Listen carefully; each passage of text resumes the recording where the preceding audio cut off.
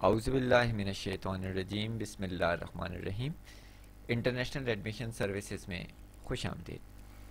आज हम आपको जिस स्कॉलरशिप के बारे में डिटेल्स बताएंगे उसका नाम है Eiffel scholarships. Eiffel scholarships Paris, France. औज़ुबिल्लाहिमिनश्शैतानिर्रजीम बिस्मिल्लाहिर्रहमानिर्रहीम। इंटरनेशनल एडमिशन सर्विसेज में खुश आमदीद। आज हम आपको जिस स्कॉलरशिप के बारे में ब्रीफिंग देंगे उसका नाम है ईफिल स्कॉलरशिप्स। फ्रांस की गवर्नमेंट ने इस स्कॉलरशिप्स को अनाउंस किया है और इसको फंड किया हुआ है ministry of Europe and foreign affairs ने। और इस प्रोग्राम का बुनियादी मकसद ये है कि फॉरेनर्स को मास्टर्स और पीएचडी लेवल के प्रोग्राम्स पेरिस में, फ्रांस में कराए जाएं।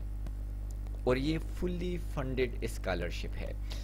वो स्टूडेंट्स जो पहली दफ़ा हमारे चैनल पर आए हैं उनको मैं थोड़ा सा एक्सप्लेन कर दूं कि स्कॉलरशिप्स की बुनियादी तौर पर 3 टाइप्स होती हैं। एक पार्शियल स्कॉलरशिप्स होता है, एक कंडीशनल स्कॉलरशिप होता है और एक फुली फंडेड स्कॉलरशिप होता है।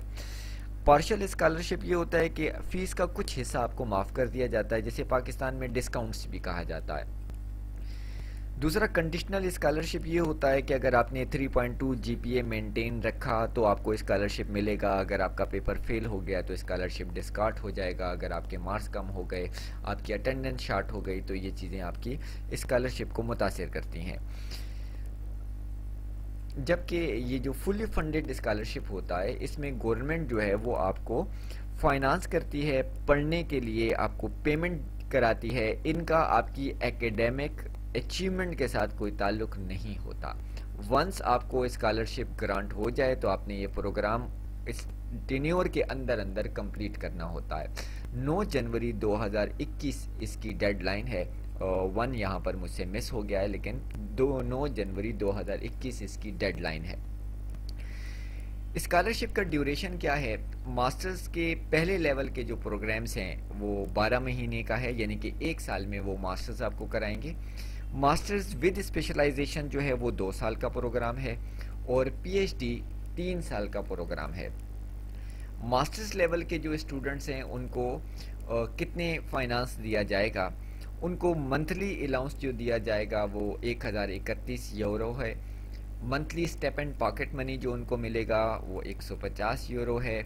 इसके अलावा टिकट उनको मिलेगा। कल्चरल एक्टिविटीज़ उनकी जो होती है, जिस तरह हमारा पाकिस्तान में 14 अगस्त है, 6 सितंबर है, कोई पब्लिक हॉलीडे है और वो उसको सेलिब्रेट कर रहे हैं तो उसके लिए आपको अलग से अलाउंसेस मिलेंगे। हाउस अलाउंस, अगर आप वहाँ पर कोई हॉस्टल मेंटेन करते हैं, किसी के साथ रेंट शेयर पे रहते हैं, तो आपको एज़ पर एक्चुअल अलाउंस आप उनसे क्लेम करेंगे। फाइनेंशियल कवरेज जो है वो पीएचडी लेवल के लिए कितनी मिलेगी, यहाँ पर सारी डिटेल मेंशन की गई है। 1400 यूरो जो हैं वो आपको लिविंग एक्सपेंसेस के लिए मिलते हैं। इसके अलावा टिकट मिलता है, कल्चरल एक्टिविटीज़ के लिए पैसे मिलते हैं, हाउसिंग अलाउंस भी मिलता है।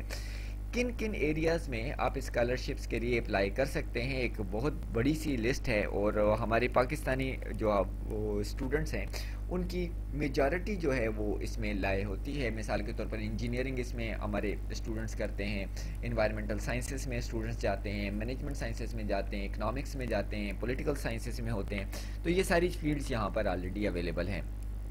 अब प्रॉब्लम ये है कि एलिजिबिलिटी क्या है। पहली एलिजिबिलिटी ये है कि जी फॉरेन नेशनल्स जो होंगे वो इसके लिए अप्लाई करेंगे। जैसे कि पाकिस्तानी आप फॉरेन नेशनल्स हैं, आप एलिजिबल हैं। आपकी जो एज है वो 30 ईयर से ज़्यादा नहीं होनी चाहिए। पीएचडी के लिए 35 साल से ज़्यादा नहीं होनी चाहिए। इससे कम हो तो बिस्मिल्लाह, अगर इससे ज़्यादा हो जाए तो एज रिलैक्सेशन की उनके यहाँ कोई स्टोरी नहीं होती। कुछ यूनिवर्सिटियाँ वहाँ पर ऐसी हैं जो प्रेफर करती हैं कि आप आइल्स करें। क्यों करें? क्योंकि वहाँ पे मोड ऑफ वो जो टीचिंग है, वो जो मेथोडोलॉजी है वो आइल्स में होती है। तो अगर आपकी इंग्लिश वहाँ पे कमज़ोर है तो थोड़ी सी गड़बड़ आपको वो होगी वहाँ पे। तो इसलिए यूनिवर्सिटियाँ जो हैं वो प्रेफर करती हैं कि आप आइल्स का सर्टिफिकेट लेकर आएँ तो आपको एडमिशन में आसानी होगी। लेकिन कुछ यूनिवर्सिटियाँ ऐसी भी हैं कि वो जो आंखें बंद कर लेती हैं और वहाँ पर कोशिश करती हैं कि आपको आइल्स की ट्रेनिंग करा दी जाए और आपसे चार्जेस ले लिए जाएं और वहीं पर आपको थोड़ा सा एक्सपर्ट बना दिया जाए। कुछ स्टूडेंट्स जो पाकिस्तान से अप्लाई करते हैं और वो ये चाहते हैं कि यार किसी तरीके से मुझे ये स्कॉलरशिप मिल जाए, वो इस अपॉर्चुनिटी को अवेल करना चाहते हैं, 100% सीरियस हैं, तो उनके लिए दो ऑप्शंस हैं। एक तो फ्रेंच लैंग्वेज कन्वर्सेशन स्किल्स का 3 महीने का मुख्तसर सा कोर्स होता है, ये आपने कर लेना है। दूसरा आइल्स का मिनिमम 5.5 बैंड्स करके जाएं। इसका रीज़न ये है कि पाकिस्तान में एजुकेशन चीप है, आसानी से आप घर बैठे ऑनलाइन सिस्टम्स के ज़रिए आप वो ट्रेनिंग ले सकते हैं। रात को बैठ जाएं, शाम को बैठ जाएं, सुबह सवेरे आपको टाइम मिलता है, आप अपने लिए किसी सेंटर से रब्ता कर लें, हम आपको लिंक नीचे दे देते हैं। आप इस लिंक पर रब्ता करके आप फ़ॉरेन लैंग्वेज के कोर्सेज़ कर सकते हैं, आइल्स का कोर्स कर सकते हैं। तो बड़ी आसानी के साथ आप इस दौरान के आप जनवरी तक अपनी एप्लीकेशन की प्रोसेसिंग का इंतज़ार करें। साथ में आपने वैल्यू एडेड 2 सर्टिफिकेट्स लिए होंगे जो आपको वहाँ पर बहुत ज़्यादा आसानी के साथ स्कॉलरशिप दिलवाएंगे। अप्लाई करना कहाँ है, ये देखें, आपको एक लिंक दिया हुआ है, ये इनकी ऑफिशियल वेबसाइट है जहाँ पर कोई भी स्टूडेंट जो है वो जाकर अप्लाई कर सकता है। लेकिन एक बात याद रखिएगा, ये प्रोसेस इतना आसान अगर होता तो पाकिस्तान के तमाम स्टूडेंट्स अपने लिए अप्लाई करके स्कॉलरशिप पर मुल्क से बाहर जा चुके होते। अब ये प्रोसेस इतना आसान क्यों नहीं है, इसमें वार्निंग्स क्या हैं? वार्निंग्स ये हैं कि जो ही आप इसकी ऑफिशियल वेबसाइट पर जाएंगे तो आपका आईपी एड्रेस जो है वो मॉनिटर हो जाएगा। आप कितनी देर तक रहे हैं, किस किस पेज को आपने मॉनिटर किया है, किस किस पेज को रीड किया है, वो भी वो चेक करते हैं। Cookies are stores. कुकीज़ क्या होती हैं? ये छोटी छोटी टेक्स्ट फाइल्स होती हैं जो आपके ब्राउज़र के अंदर जाकर स्टोर हो जाती हैं कि इस बंदे ने कितनी दफ़ा हमारी वेबसाइट को विज़िट किया, इसका ब्राउज़र क्या था, इसका लॉगिन्स क्या था, इसने कितनी देर तक उसको इस सेशन को ज्वाइन रखा और किस किस जगह पर क्लिक किया। इवन एक एक चीज़ आपकी मॉनिटर हो रही होती है। अगर आपने कोई गलत चीज़ अपलोड की, गलत जगहों पर क्लिक किया, और जाहिर है बंदा चूँकि फेमिलियर नहीं होता, उसको ज़्यादा तजर्बा भी नहीं होता, वो इधर उधर ब्राउज़ कर रहा होता है, तो अगर आपने गलती से किसी ऐसी जगह पर चले गए जो उससे रेलेवेंट नहीं है और सर्वर ये महसूस करता है कि ये जो बंदा है ये अपने ट्रैक से हट रहा है, तो वो अनकंडीशनली आपका आईपी एड्रेस जो है वो ब्लॉक हो जाएगा और आप फॉर्म फिल भी कर लेंगे तो वो सबमिट नहीं हो सकेगा। और स्टूडेंट को इस बात का पता नहीं लगता, वो यही महसूस करता है कि यार सब कुछ तो ठीक जा रहा है और मेरी एप्लीकेशन क्यों नहीं फिल हो रही, क्यों नहीं सबमिट हो रही। हम आपको अपनी कंसल्टेंसी सर्विसेज भी ऑफ़र करते हैं। एक बात याद रखिएगा, कंसल्टेंसी सर्विसेज में और ये जो काउंसलिंग सर्विसेज है इनमें फ़र्क होता है। काउंसलिंग सर्विसेज ये होती हैं कि स्टूडेंट हमें कहे कि सर जी मैंने बैचलर किया हुआ है, मैं मास्टर्स करना चाहता हूँ और मुल्क से बाहर करना चाहता हूँ, ना उसको डिसिप्लिन का पता हो, ना उसको कंट्री का पता हो, और हम उसको बिठाकर समझाएं कि बेटा स्कोप इस चीज़ का है, जॉब्स इस चीज़ की हैं, इतना तुम्हें रेवेन्यू मिलेगा, तुम ये बताओ तुम्हारी फैमिली तुम्हें कितने अरसे तक के लिए स्पेयर कर सकती है, तुम्हारी पॉकेट मनी कितनी है, तुम कितना अफोर्ड कर सकते हो। ये काउंसलिंग सर्विसेज हैं।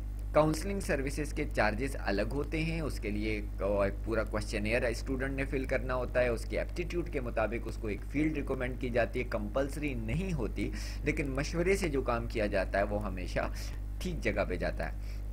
कंसल्टेंसी सर्विसेज ये होती हैं कि स्टूडेंट हमें बता दे कि जी मैंने अब कनाडा जाना है, मैंने जर्मनी जाना है और सोशल साइंसेज में जाना है।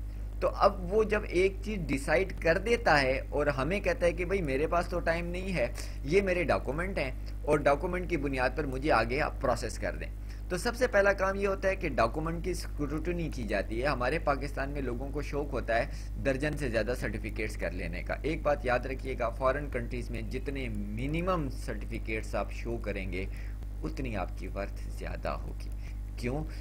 पाकिस्तान में एक बंदा एमएस ऑफिस करता है, साथ में हार्डवेयर का कोर्स कर लेता है, फिर वेब डेवलपमेंट भी कर लेता है, साथ में 1-2 कोर्स और भी पकड़ लेता है। फॉरेन में ये चीज़ पसंद नहीं की जाती। क्यों? इसलिए कि डिट्रैक होता है स्टूडेंट, वो मल्टीपल जहन रखता है, वो एक जगह पर स्टिक ही नहीं होता।